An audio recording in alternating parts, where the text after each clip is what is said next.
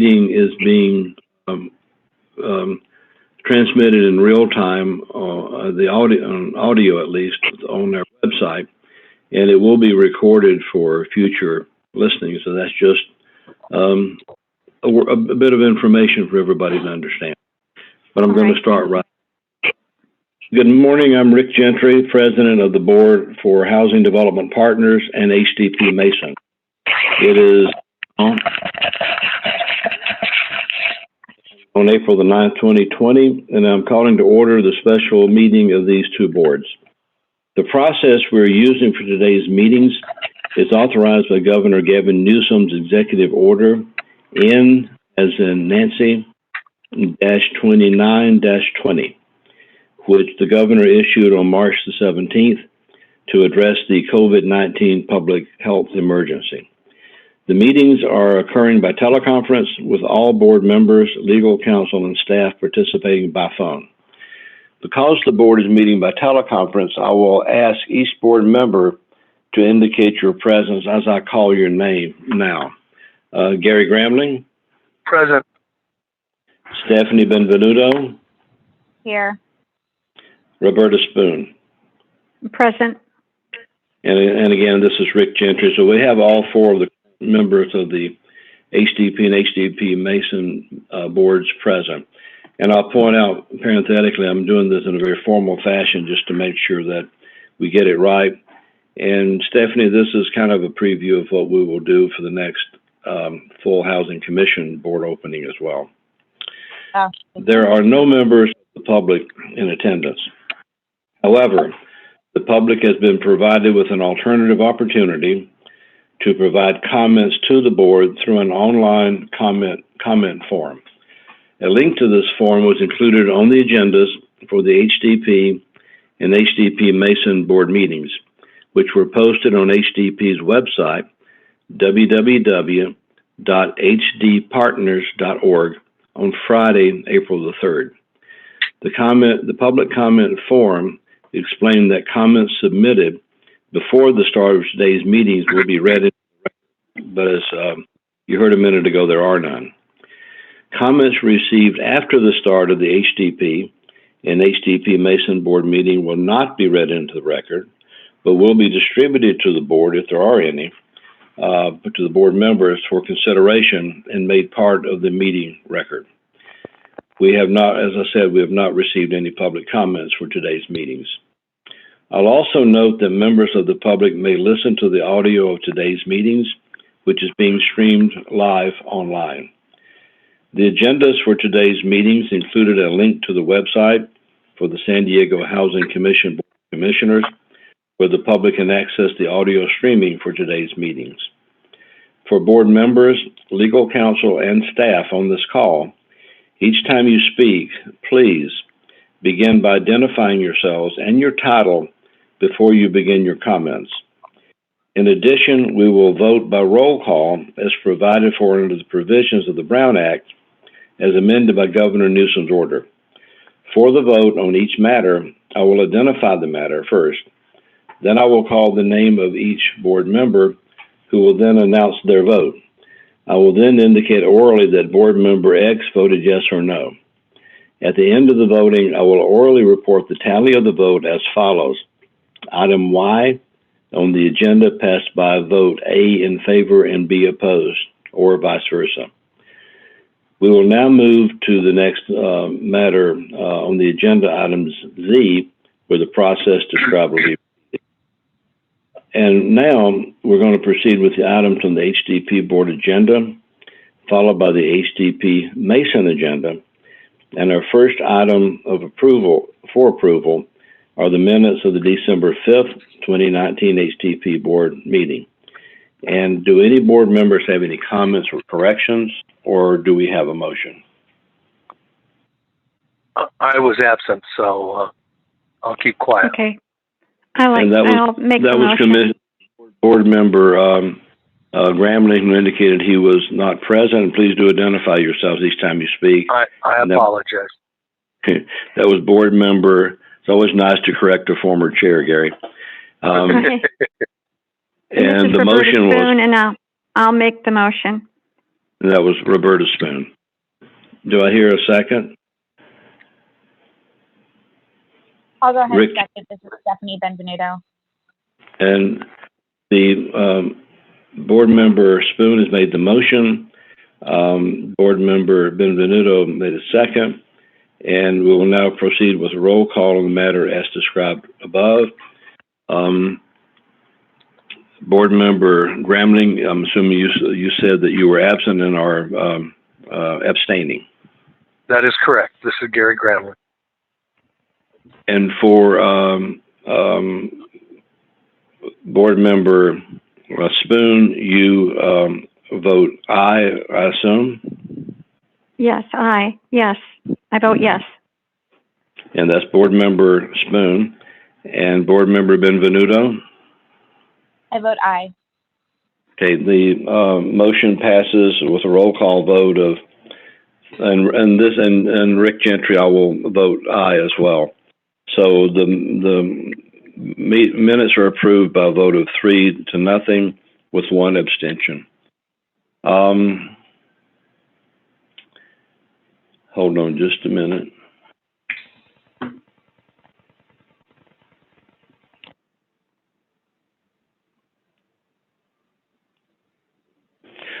All righty.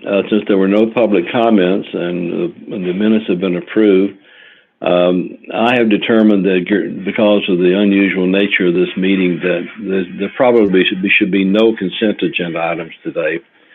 And there are not that many of them anyway, so we will deal with them each one at a time. And the first is, well, before that,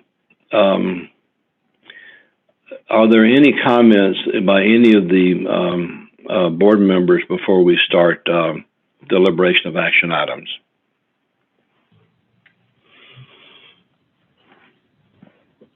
No comment. Spoon here. And I assume the same for Grambling and Benvenuto. That is correct. This is Gramling. I would like to just make a few comments for the record, both about the employees who function with HDP, and for that matter, all the employees at the Housing Commission. I know since member Benvenuto here is chair of the Housing Commission Board, and both board members Grambling and Spoon are former board members of the Housing Commission. I know that you have great interest. We are the agency, the San Diego Housing Commission, and their sub agencies here, HDP and HDP Mason, are weathering this COVID-19 virus situation very well, all things considered. It's been a great disruption to the organization. We've got over 345 staff positions. We've got most folks working remotely from home. Some staff have elected to take leave, which we've approved if asked for. And as you may have seen from an e-blast that Scott got out on Monday, which lists all the actions that we've taken in response to this, I'm very pleased and proud of staff for doing, I think, a wonderful job under some difficult circumstances. They're all to be commended. And for Gary, Bobby indicated she had not received that, and I want to see if you've received that e-blast at all. I don't remember seeing an e-blast Monday. Then I'll ask Scott to include you and as well as Bobby on getting it out. But I'm very pleased with the performance of the organization. And Gary and Stephanie, I was complimenting Bobby that in no small part because of her, and Gary, because of you too, this agency is well positioned to weather this storm right now, both functionally and financially. And if this had happened 10 years ago, as you both well remember, there would have been a far different story for this organization. And that's in no small part because of the leadership the two of you provided back in the day. And for that, I'm appreciative of both very much. Thank you. And as a former board member of the Housing Commission. Gary, state who you are, please, before you talk. Okay. This is Gary Gramling, and As a former member of the board of the Housing Commission, I have to say I am not at all surprised that staff has stepped up and is doing a great job of continuing the fine work that this organization does and the subsidiaries do. It's the nature of the culture of the Housing Commission, and that's all to be absolutely commended.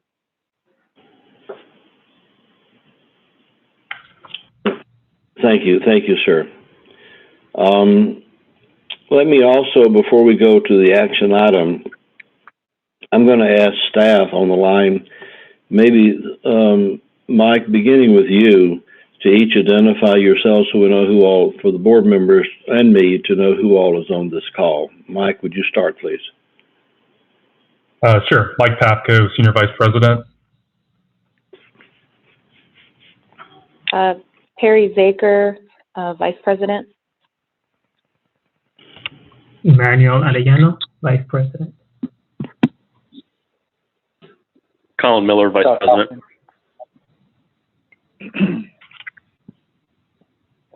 Josh Hoffman, Project. Tracy McDermott. Oh, sorry. Okay, after Colin, one at a time, please. All right. Tracy McDermott, CFO. Thank you, Tracy. Jeff Davis, Chief of Staff.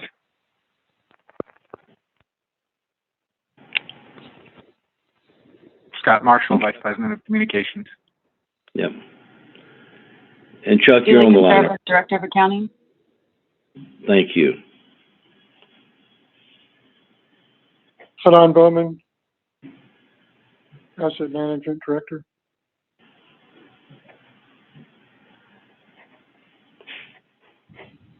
Chuck Christensen, General Counsel of the San Diego Housing Commission, also on the line. Nathan Simpson, Asset Manager. Marie Lawless, Controller. Melanie Madrid, Project Manager.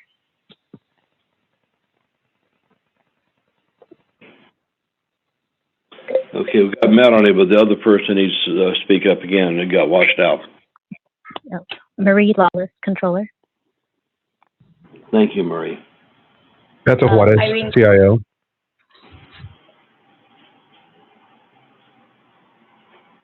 Okay. Irene Quay, Legal Counsel, is also on the line.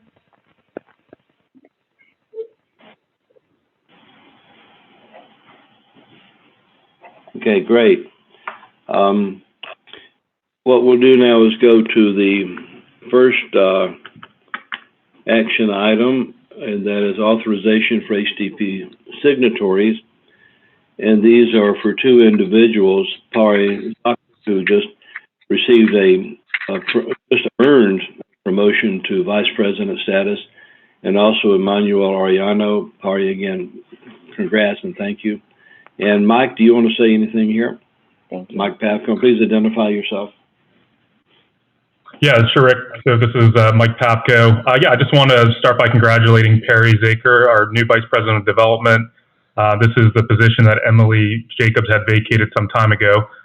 Perry has been instrumental in overseeing our expanded development pipeline and has been an incredible contributor to HDP. I couldn't be happier for her and us, and I'm excited to work together on many good projects to come. As you mentioned, Perry will be counterparts with Emmanuel Arellano, who we announced this past fall as our new Vice President of Asset Management. And for the sake of the board members, I'd like to point out that we've got two great homegrown folks here. Emmanuel came in as an intern, 10 or 11 years ago, or maybe not quite that far back, but a good bit back, and has basically had a number of promotions growing into this role.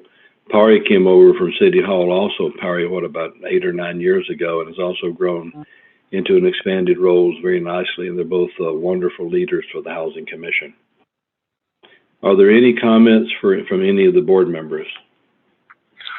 This is Gary, and I agree with you as to your assessments of both of these individuals, and I would move approval of the of this item. Do I hear a second?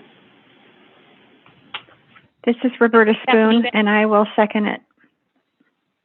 Lovely. And Chuck Christensen, for the record, this is item 7A. Item 7A, yes, thank you, Chuck. Any further discussion? Item 7A, the authorization for HDP signatories has been duly moved by the board member Gary Grambling, seconded by board member Roberta Spoon. We'll now, with no further discussions, record a roll call vote. Board member Grambling, your vote? Gary Grambling votes yes. Board member Spoon? Roberta Spoon votes yes. Board member Benvenuto? Board Member Benvenuto votes yes. And board member Gentry votes yes as well. So the action item number 7A, authorization of HDP signatories, passes by a unanimous 4-0 vote, with board members Grambling, Spoon, Benvenuto, and Gentry voting for. Thank you very much. Chuck, am I doing this right so far? You're doing great. Let's go to item number 8, the Casa Colina due diligence budget. And I'm going to ask Senior Vice President Pavko, Mike, if you would take over here, identify yourself, and give the background for this action item. Yeah, sure. This is Mike Pavko, and Rick, I'll be turning this over to Perry to give the report on CASA. Great. And that's Mike Pavko, Senior VP, and also Perry Zucker, who is our new VP. Go ahead, Perry. Good morning, everyone. Thank you for your kind words earlier. This is Perry Zaker, Vice President of Housing Development Partners. I'll launch right into the Casa Colina update for you today. So Casa Colina is located at 5207 52nd Place in the Colina del Sol neighborhood of San Diego. The property is comprised of 74 one-bedroom apartments restricted at or below 50% and 60% AMI, plus one manager's unit. In 2004, HDP formed and served as the managing member of Casa Colina LP for the acquisition and rehabilitation of the property under the 4% tax credit program. And that was in partnership with the National Equity Fund, or NEF, who served as the investment limited partner. In 2019, the project reached year 15 of the partnership, at which time NEF exited and HDP acquired their interest in the partnership following approvals by HUD, TCAC, and of course the Housing Commission Board. So this interim ownership structure created in 2019 will continue until HDP completes the due diligence phase, enters into the pre-development phase following this board's authorization, and identifies a new tax credit investor to re-syndicate the project under the LIHTC program for a comprehensive rehabilitation of the property. So the due diligence budget before you today allows HDP to obtain third-party reports, which will identify the needs of the property and help inform the proposed development budget. This phase will prepare HDP for the pre-development phase of the project, at which point we will come back to this board for approval of a development budget and schedule, authorization to apply for tax credits and bonds, and authorization to close on the construction financing. That is my short presentation, but of course we are here to answer any questions you may have. Chuck Christensen, for the record, I'd ask on each of these matters that the conflict disclosure statement, which is incorporated into each of the reports, be made part of the record, please. Let me ask the board members, Grambling, Spoon, Benvenuto, are there any questions or comments before we call for a motion? No, it's a nice property. And this, I remember one. This is Gary. Oh, I'm sorry. This is Gary Grambling. I keep forgetting that I'm not visible.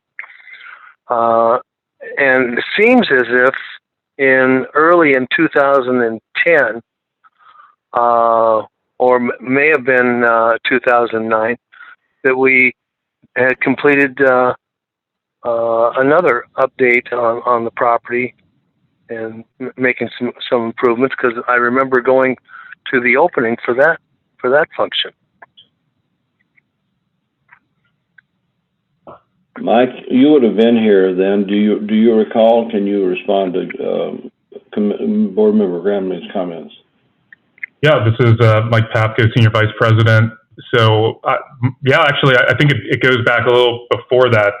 2004, I think, was the year of the tax credit re-syndication and construction. So, sort of fast forwarding 15 years later, at the end of 2019, we had reached that 15-year compliance period, which is when we bought out NEF, and we just closed at the end of the year, really a couple days before New Year's Day. So that was 2004 when they completed that comprehensive renovation. Well, I just know that I came on the board in February of 2009. This is Gary. I came on the board in February of 2009, and that was the first social function that I remember attending as a member of the Housing Commission Board. And so that's how I picked the 2009-2010 time frame. This is Rick Gentry. Gary, you've got a good memory. We actually had there for a short time, we tried to hold HDP board meetings out at each of the projects, and this was the very first that at. Right. Yeah, this is Roberta Spoon, and Gary, my recollection is that we had an HDP board meeting out there with a tour, and there were other people in attendance. It's a very impressive property. Yes. I love the artwork.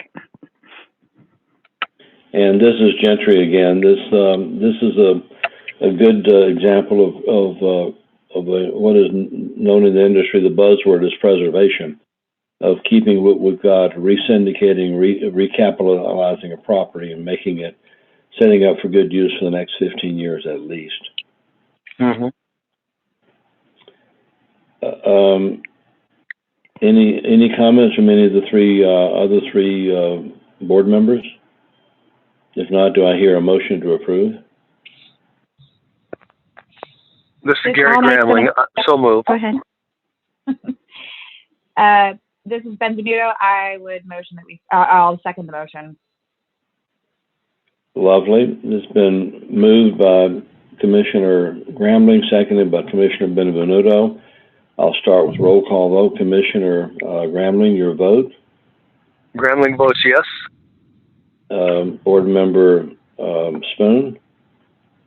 Roberta Spoon, I vote yes. Board Member Benvenuto? This is Board Member Benvenuto. I vote yes.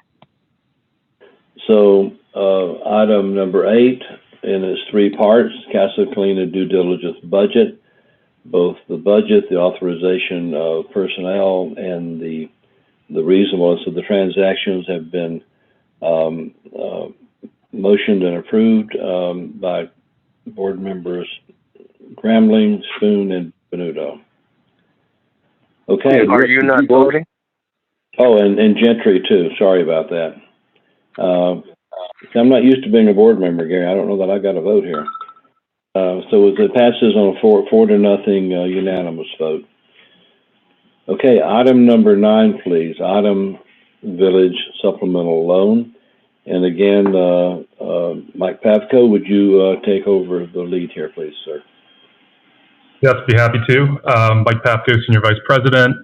So I just wanted to introduce this item to provide a brief background, and then I'm going to turn it over to Hanan to do the full report. But you may recall that prior to the acquisition of the property in 2015, Alliant Capital was managing the operations of the property and, quite frankly, neglecting their duties under the partnership. We had vacancy as high as 40%. We had multiple property management issues and an inability to get financial data from them. Since that time, the Jonathan Roper Group has done a tremendous job turning around the asset and has been a great partner to us. They really have done right by the property. Low vacancy, the property's cash flowing. They put money into renovations, and it's really been a complete 180. So this item is a supplemental loan for them to pay themselves back for some of the money that they put in, and then to put some additional resources into the project, really to bridge the time between now and when they could do a full tax credit refinance, comprehensive renovation anticipated in 2026. So with that being said, I'll turn it over to Hanan Bowman for the full report.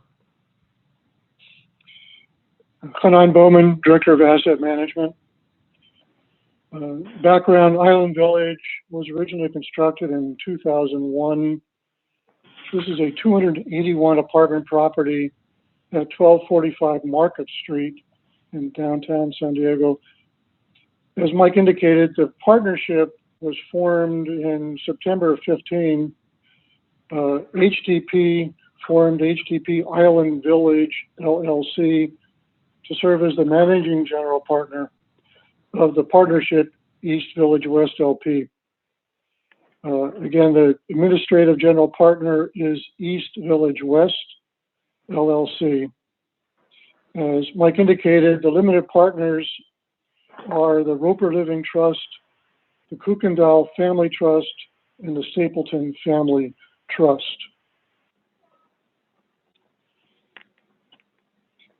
The action that is being requested this morning is the approval of a loan of approximately $7.6 million secured by a Freddie Mac loan serviced by PNC Bank. In 2015, the three limited partners asked HDP to join the partnership, but in that doing, the limited partners assumed all of the financial obligations and guarantees required for the 2015 acquisition. In that acquisition, the limited partners invested $4.7 million out of the $21.5 million acquisition price, combined with a $16.8 million PNC loan. Over the past 4+ years, these three limited partners have invested approximately $2.6 million in capital improvements. And again, as Mike has indicated, over the past 4 years, the property has shown a steady increase in financial stability, really through effective management, property and asset management. For example, the debt coverage ratio at acquisition was 1.27. By 2019, the debt coverage ratio had increased to 2.08. And with the requested loan of approximately $7.6 million, the debt coverage ratio will still be at 1.35, well above the expected minimum industry standard of 1.15 to 1.20. And in fiscal year 2020, the budget expects a debt coverage ratio of 1.47. So the property is cash flowing very well. So the uses of the loan that the investor limited partners are requesting will include reimbursing the limited partners, again, for this 2015 acquisition capital, legal and loan closing costs, reimbursement for completed rehabilitation work that's has been going on and is near completion, the funding of a capital expenditure reserve for forthcoming additional rehabilitation work, and lastly, the payment of the development fee to the three limited partners. And I would note that the payment of development fees to these limited partners would be the first such payment of development fees to the members of the partnership since its acquisition. And lastly, the supplemental loan to a property regulated by TCAC requires the permission of TCAC during this extended use period. TCAC must approve the secondary loan. Secondly, although the partnership repaid the commission home loan at acquisition, the Housing Commission's regulatory agreement remains in effect. And as such, The Housing Commission's executive staff approval must also be obtained prior to the loan's closing.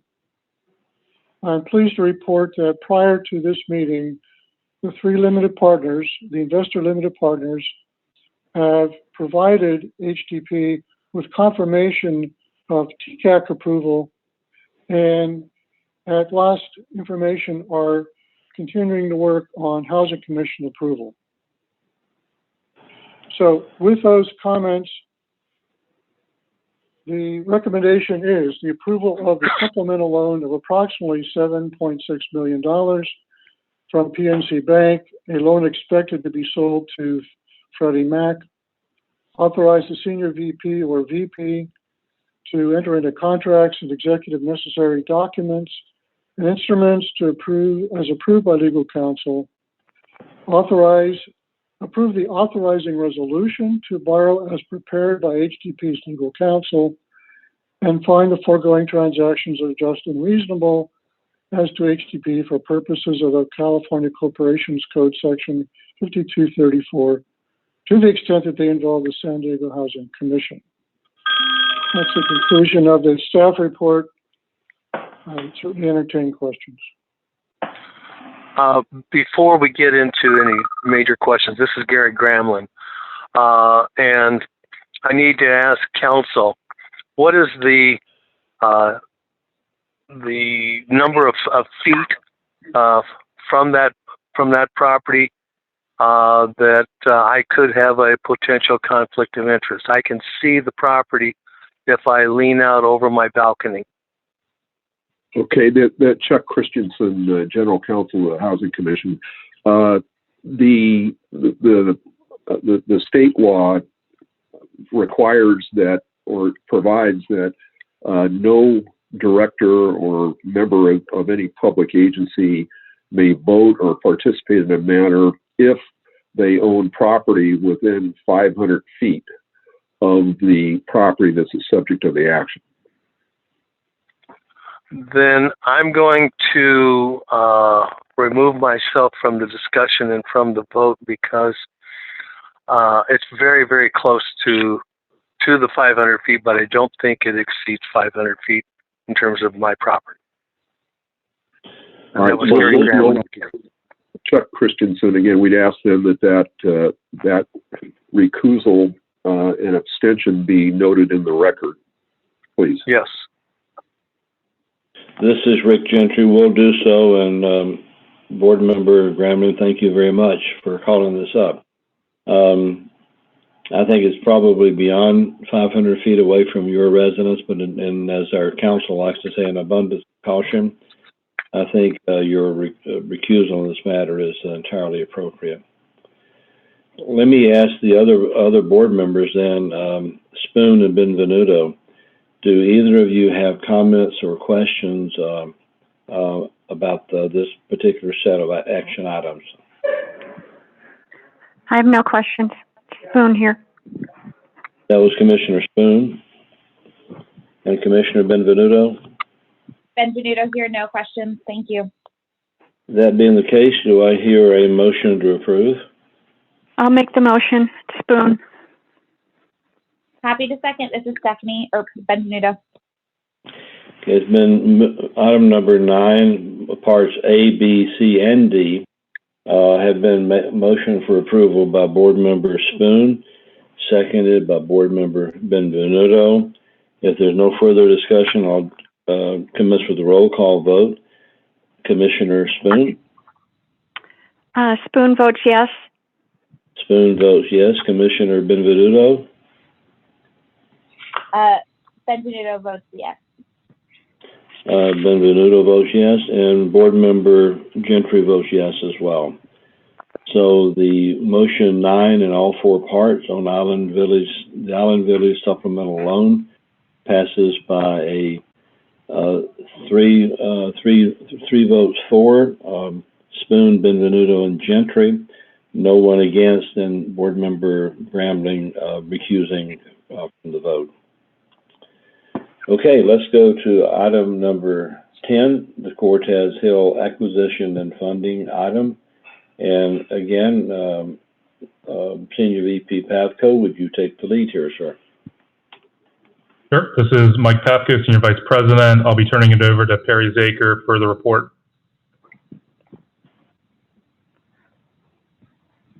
Hello again, Perry Zaker, VP of Housing Development Partners. So this is it, item 10A, Cortez Hill, acquisition and funding. So Cortez Hill is an interim shelter for homeless families located at 1449 9th Avenue in the downtown area. This property includes 47 units, a common outdoor space and a central courtyard, a community dining room, a child care center, computer room, case management offices, and laundry facilities. The units are contained within an original 3-story structure built in 1970, and then an additional 2-story structure was built in 2001 to house the dining room, kitchen, child care center, a computer room, and additional offices. In November 2019, the Commission entered into a purchase and sale agreement with the city after the city put the property up for sale and subsequently accepted a proposal from the Commission. Upon successful completion of due diligence, the Commission intends to acquire the property from the city for an amount of $100 and transfer its fee simple interest in the property to HDP pursuant to a new purchase and sale agreement. The board members will likely recall approving the due diligence budget for Cortez Hill in December of last year in preparation for this item. The grant deed to the property will restrict the property's use for the purpose of providing short or long-term housing for homeless families, so long as the property continues to receive operating funds from the City of San Diego. In the event the city's funding is terminated, the property may serve as permanent supportive housing at or below 80% of AMI. Once the property is transferred to HDP, it will undergo comprehensive renovation, including upgrades to fire and life safety equipment, accessibility, building systems, elevators, unit interiors, fixtures and finishes, as well as any needed remediation. There are no changes planned to the building and unit footprints or the property use, so there will be no new construction. The proposed financing for the rehabilitation will be funded with a residual receipts CDBG loan of $5 million from the Commission and an additional loan or grant of up to $4 million from the Commission, the source of which will be determined by the Commission as appropriate. So the actions before you today authorize HDP to form and serve as the sole and managing member of HDP Cortez Hill LLC. It authorizes the LLC to accept a grant deed from the Commission, enter into a residual receipts loan of $5 million and a loan or grant agreement of $4 million, both from the Commission, and initiate architectural and engineering activities for the property and complete construction activities as I described previously. Also, per Housing Commission Council's direction, I'd like to note that the conflict disclosure statement applies to this item as well. And that concludes my presentation. Let me ask Mike Pavko, is there any further staff comments before we go to board comments? No, that's it, Rick. This is Mike Papko. And this is Mr. Chair, this is Chuck Christensen, General Counsel of the Housing Commission. If I might make one clarification on the term operations in the report. In truth and in fact, the City of San Diego entered into a ground lease with the Y, and under the terms of that ground lease, the city retained all duties to maintain that property during the time of its ownership. To the extent the statement under operations in the report indicates that there was oversight of the facility by the San Diego Housing Commission, I'd like to indicate that while in fact there is general oversight, there was no duty delegated to the Housing Commission to do any repairs or maintenance on this property. With that addition, I have nothing further to say. And this is Rick Gentry, and I'd like to add a little bit of further comments from a Housing Commission standpoint, and that is involvement with this property as part of the Housing Commission's Housing First San Diego set of programs that were kicked off initially on November the 12th, 2014, and have grown exponentially since then. And I'll point out that in the near 5.5 years since November of 14, there have been over 8,700 what we call housing solutions for families, either getting them off the streets or helping them to avoid the streets through the variety of programs that the Housing Commission, some of which has involved HDP, has operated. I'll point out that Cortez Hill traditionally has been a property available for families, for typically mothers with children or single parents with children, and it's served a very useful purpose in that regard. Through what we're looking to do as the Housing Commission is to transfer ownership of this property from the city to HDP on behalf of the Housing Commission, and to do significant rehab here to put this property, which does have some significant physical issues, put this property into good stead for the next round. And so with that, what I will see is if there are any comments from any of the HDP board members, and I'm going to go in reverse order this time and ask Commissioner or board member Benvenuto if she has any comments at all here. No comments. Thank you. This is Benvenuto. Commissioner Spoon? I have a couple questions and comments. This property is not expected to generate any cash flow. So to have a residual receipts loan in place, you're not expecting any repayment of that loan, correct? Because there's no cash flow. That's correct. Mike? Yeah. Sorry, this is Mike Papko. That's correct, Bobby. As it's currently operated, the city funds are covering basically dollar for dollar. There's a very small amount of money that would go to HDP annually. It's $3,800, and then otherwise it produces no cash flow.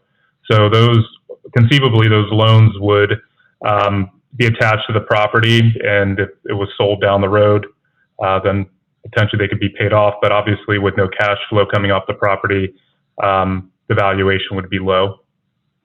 So there's no expectation of the residual receipts loan to ever be repaid, other than if it's sold.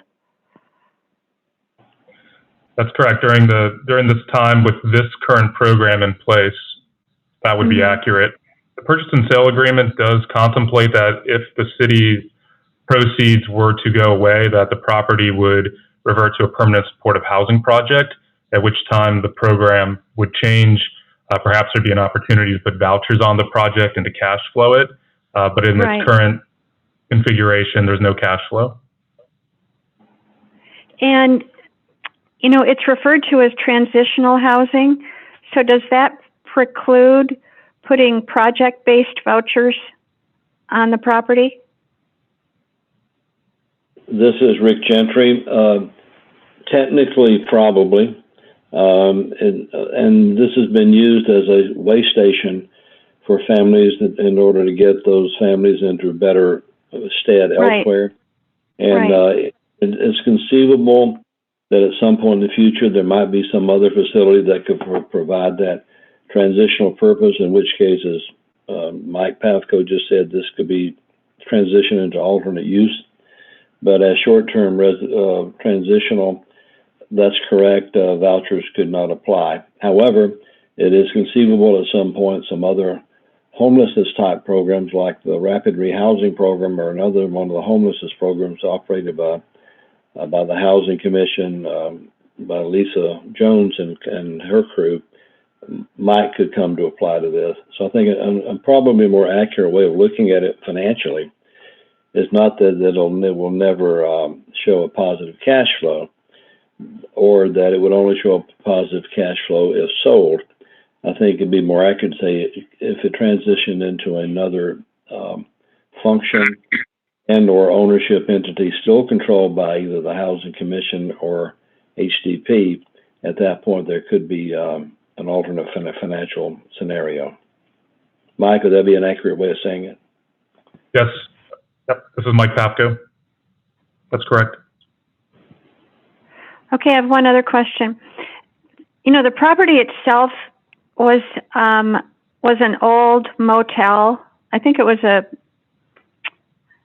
Motel 8 or something, Motel 6. And will there be any change in the configuration of the rooms? I mean, they are small motel rooms. Mike? This is Mike Papko.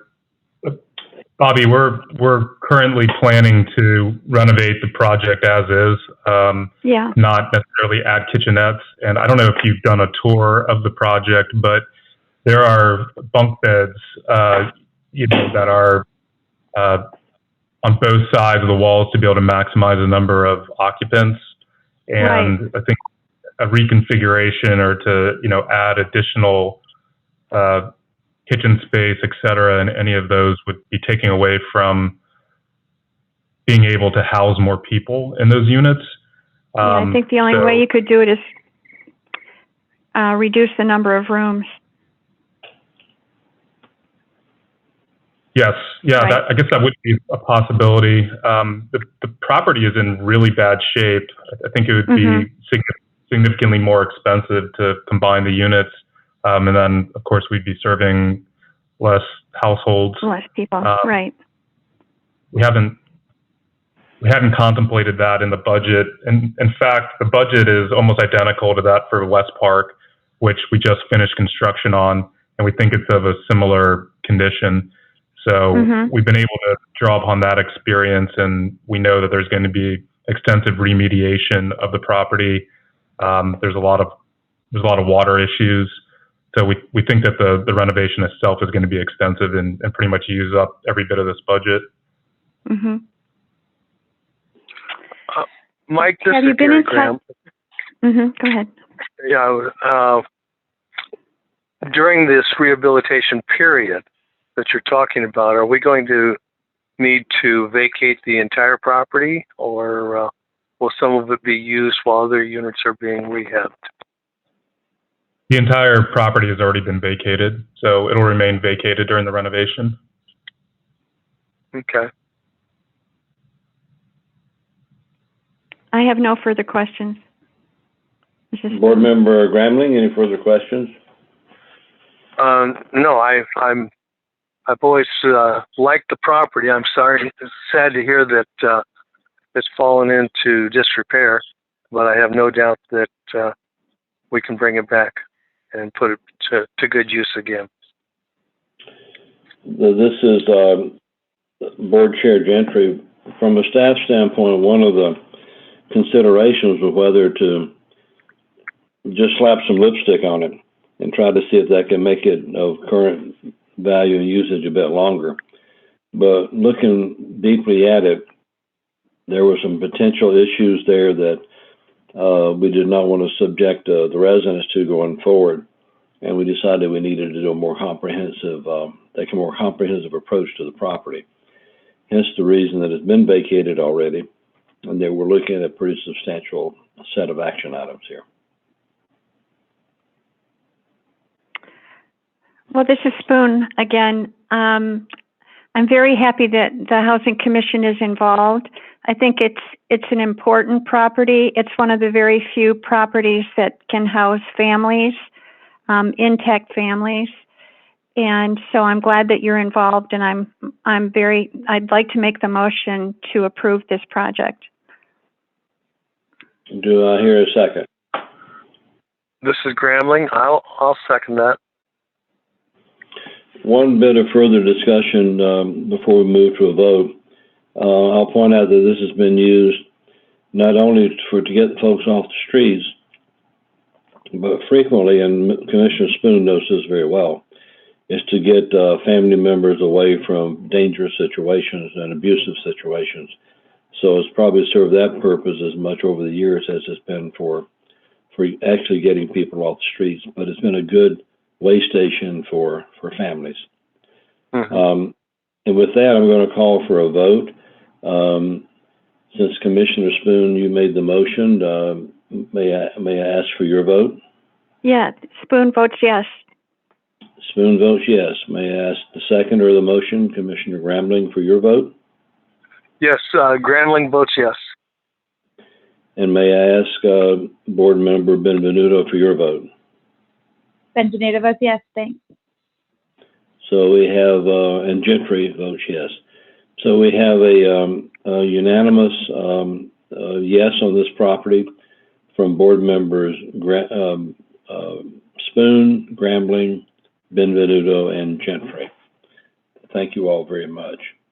Hold on one second here. I know that we have a number of informational items, items number 11 through 17 that are on your agenda for today. And I'd like to see first from Mr. Pavko if there are any items here that need to be addressed or pointed out or brought to the attention of the board. I'll ask you, Mike, you that first. This is Mike Pavko. I don't think there's anything in particular, but we are very happy to answer questions and are prepared to make reports on any of the items. I'll ask Council Christensen, Chuck, if there's anything here that you need to address or point out.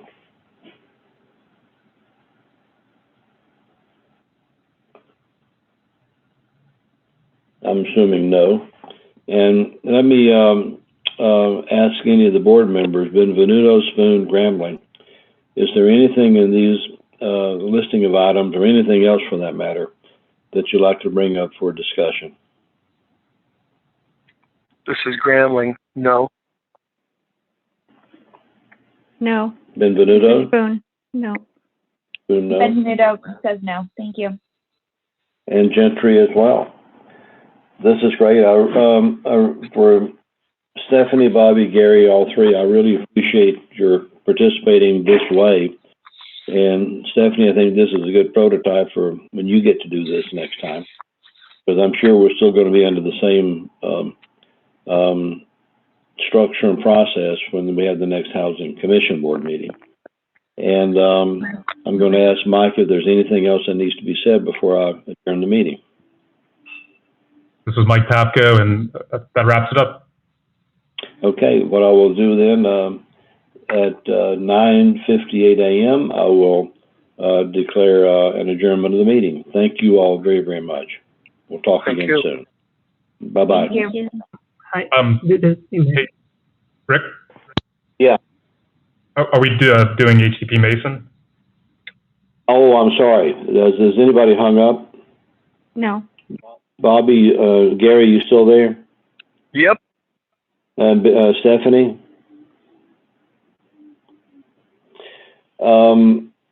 Would one of you all, thank you, Mike, I totally forgot that. I usually do.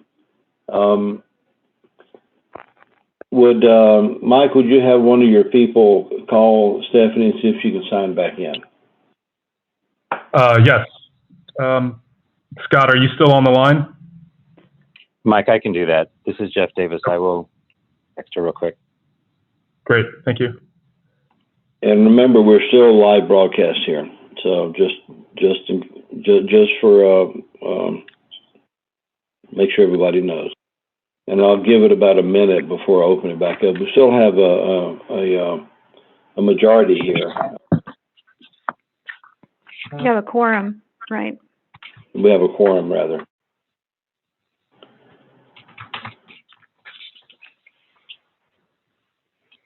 Chuck, let me ask you a technical question. For the HDP Mason, would it be advisable that I read the same? Hold on a minute.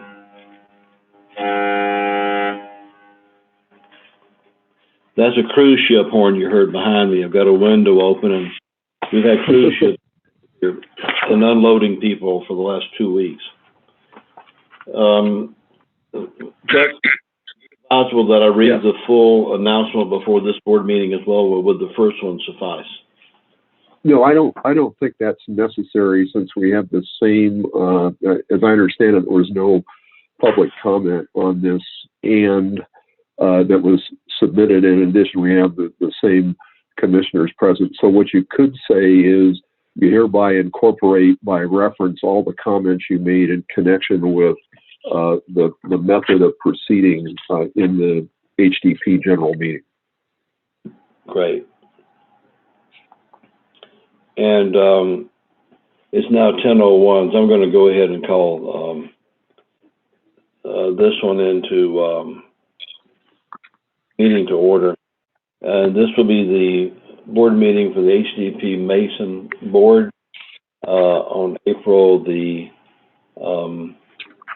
9th, 2020 at 10:01 a.m. And we have a board quorum, which consists of Chair Gentry, Vice Chair Gramling, Board Member Spoon. So we have 3 of the 4 current board members on the call. And since I did the announcement at the beginning of the HDP board meeting of the new process under the new procedures based on the COVID-19 new rules and regulations for public meetings, I'm not going to repeat those again. What I will do is go straight to any public comments, and I'm assuming, Mr. Pavko, there have been no public comments on this item, just as there were none on the HDP board meeting. This is Mike Pavko. That's correct, Rick. The minutes of the December board meeting, Gary, you were not present then, correct? That is correct. So we don't have a quorum, Bobby. This one we might carry over, Mike, until either Stephanie rejoins us or for the next meeting. Rick, we've always taken the position with respect to minutes that less than a quorum can act on. This is a ministerial duty that just, and so to the extent we have people that are actually present at the meeting, and we do, the prior meeting, I think you go ahead and vote on it and without having to carry it over. Lovely. Then I will make the motion to approve. Do I hear a second from Commissioner Spoon? Second. Been moved by Chair Gentry and seconded by Board Member Spoon to approve the minutes of the December 5th, 2019 meeting.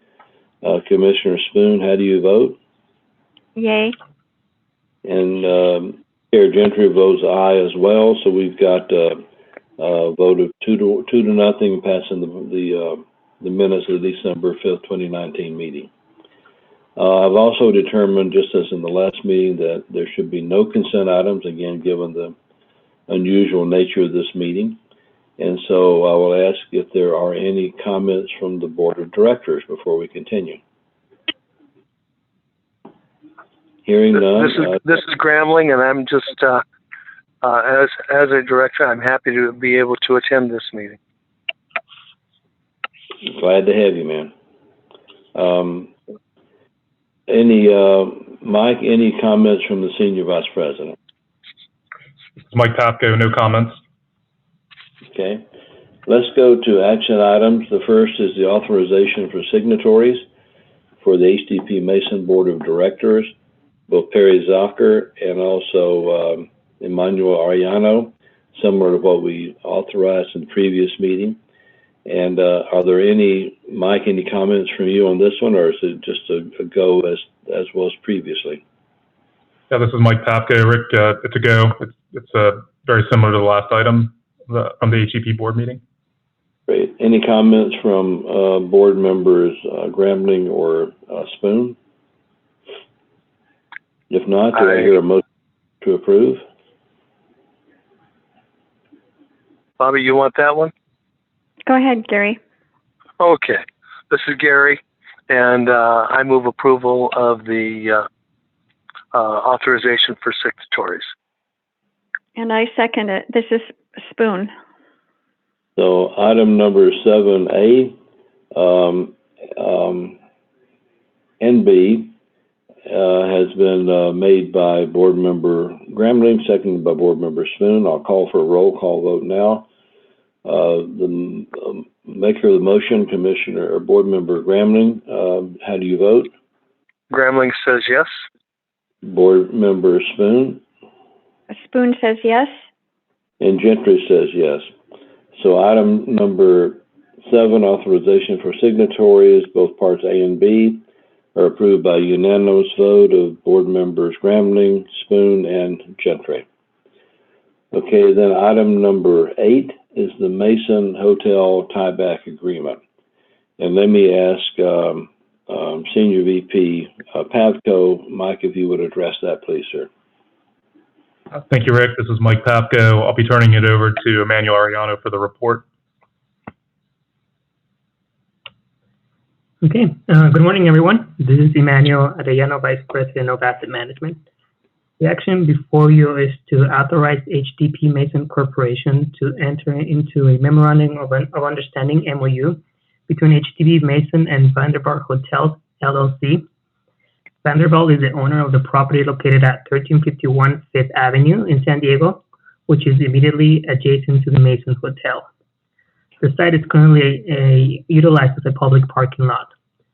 Just as a quick reminder, the Mason Hotel is a 17-unit development that serves very low-income individuals at risk of homelessness. In the summer of last year, Vanderbilt approached HDP Mason, seeking permission to install tiebacks under the Mason Hotel. Vanderbilt plans to develop a dual-brand Hilton Hotel, 16 stories high, with 3 levels of underground parking. The MOU outlines the responsibilities of Vanderbilt as a developer of Hilton, including the reimbursement of any and all expenses incurred as part of the Mason's review of the proposal to install the tiebacks. The MOU also includes a payment of $75,000 to HDP Mason should the Mason grant permission to install them. Staff has engaged a team of consultants made up of architects, historical architects, and structural engineers, soils and geotechnical engineers to perform the due diligence and determine that the installation of the tiebacks will not compromise the structural integrity of the Mason. In addition, the legal firm of Christensen and Spath has reviewed the MOU on behalf of the HDP Mason and the San Diego Housing Commission as general counsel. Vanderbilt agrees that the quiet enjoyment of the Mason tenants shall not be breached as a result of the installation of the tiebacks. And lastly, Vanderbilt will indemnify and defend the Housing Commission, HDP, and HDP Mason Corporation from and against any claims, demands, damages, and costs arising from the installation of such. This concludes Pat's presentation. We're happy to answer any questions that you may have. Manuel, this is Gary Grambling. I'm curious, how are they going to actually make the connection? It sounds as if we're providing lateral support to the new hotel by allowing them to somehow connect at the foundation level to the Mason. Do I perceive that correctly? I'm not a technical expert, Gary, but that's I think the general concept, you're correct. Hence why we've engaged a group of different consultants, geotechnical, soils engineers, to make sure that we perform the due diligence and that the integrity of the building is not compromised. But I think your description is fairly accurate given my limited technical expertise. Okay. Board member Grambling, this is Chuck Christensen. The proposal is to install tiebacks below there's a basement in a portion of the Mason Hotel. Yes. And so what is going to happen is there's an attempt to put the tiebacks down below the level of on an incline below the level of the basement. And so because that has a potential to disrupt and adversely affect the structural integrity of that building, and because it's a historic building, is I think over 100 or around 100 years old. This agreement is contingent upon the structural engineer, architectural experts, geotechnical experts, lawyers, and any other expert. I said historical, and in addition, and so David Marshall of Heritage Architecture is going to look at the issues concerning the historical aspect as to whether or not we can even do it. Doug Whitmore of Whitmore Architects is coordinating the investigation. Jeremy Callister is the structural engineer involved, which will be looking at it from that standpoint. We have Terra Pacific, as soils and geotechnical engineers, that will be looking at it as well. Unless we get a 100, and by the way, all of those costs, including attorney's fees, are being paid by the developer. So it's at no cost to HDP or the Housing Commission.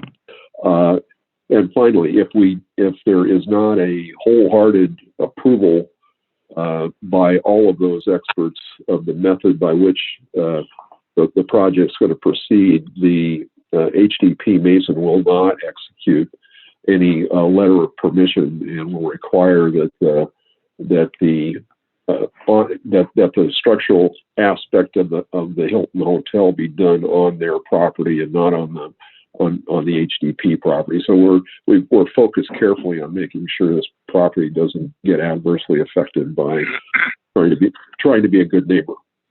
Mm-hmm. Okay. Thank you. You're welcome. Other comments from board members?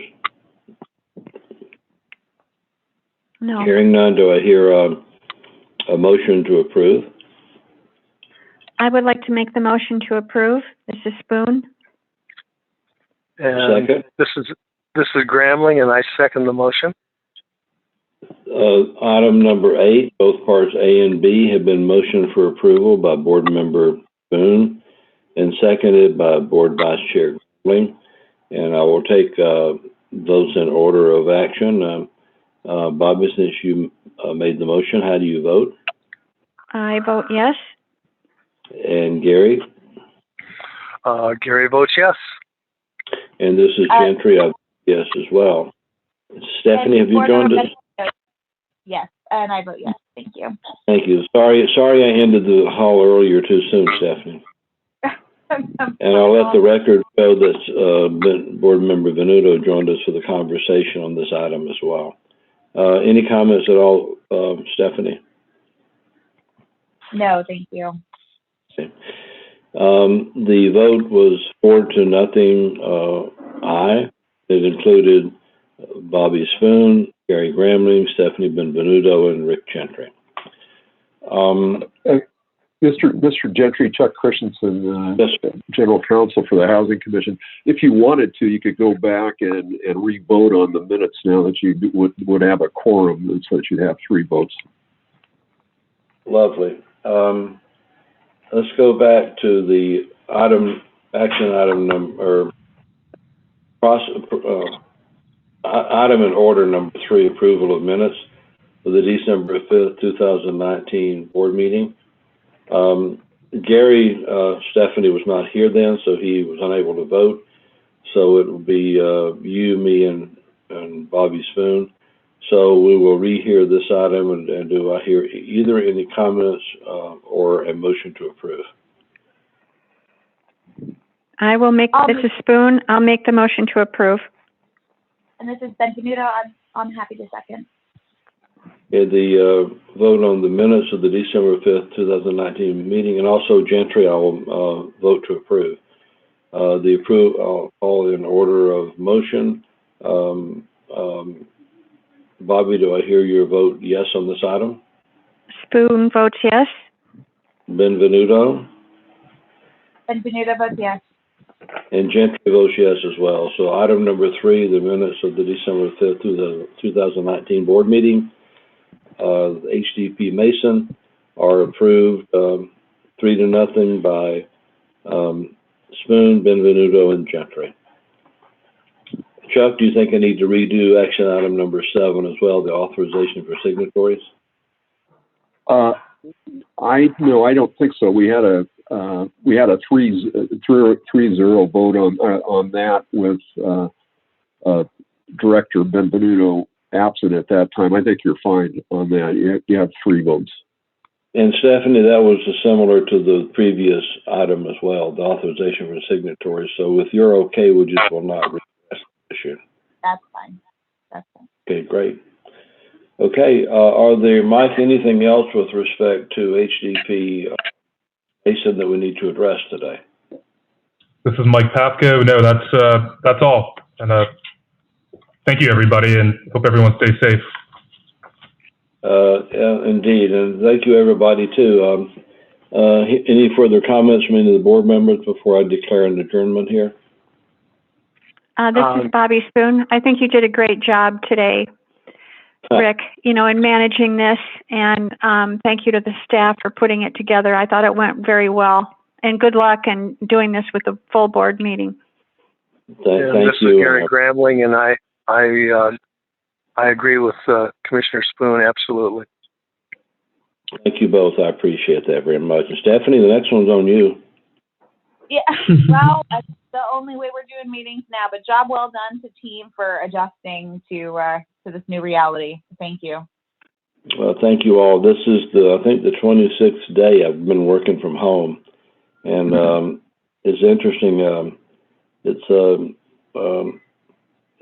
I've not lacked for stuff to do, that's the case for all of the staff. And again, my comments to staff, Mike, you and your folks are doing great on HDP. As Jeff and company, the entire crew are just doing a wonderful job, and I couldn't be more pleased. And as I pointed out early in this meeting, that this is in no small part due to the good leadership provided by former board chair and vice chair Grambling and Spoon in years past, and you should be very pleased with the results of your work too. Thank you both. Appreciate it a lot. Well, thank you.